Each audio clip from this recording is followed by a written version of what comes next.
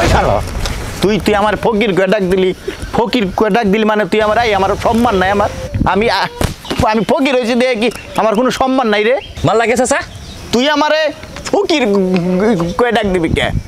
হ্যাঁ তুই আমারে কবি ফকির সাহেব একটু দাঁড়ান আপনার সাথে দুটা কথা আছে, তা তুই একই ফকির। মাপ চাউন লাগবো নাকি এখন? আগে আগে ফকিরকে সম্মান দেওয়া উচিত, একবারে কিন্তু তোর আড্ডি ভেঙে ফেল দিব, তুই তুই অসম্মান করস। আচ্ছা ফকির সাহেব ভুল হয়েছে আমার। তা চাচা তুমি ফকির মানুষ, ছাগল নিয়ে কই যাও? চুরি টেরি করছো নাকি আবার? এই শালা কথা সাবধানে কইস, যা মনে আছে ওইটাই কস না।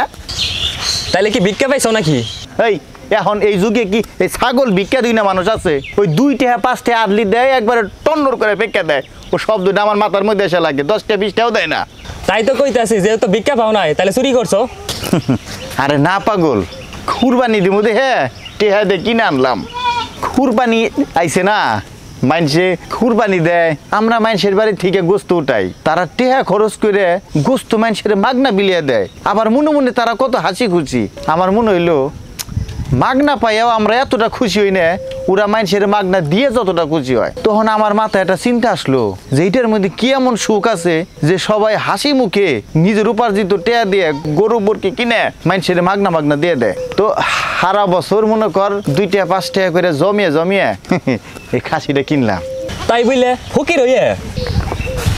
শালা শালা তুই অতিরিক্ত পেঁচাল পারস, আমি তো তাও বরকি দিতেছি, আর আমাকে ফকির কমিটির যে সভাপতি সে 2 লাখ টাকা দিয়ে একটা গরু কিনছে 7 জনে, বুঝছাস? তাহলে বুঝে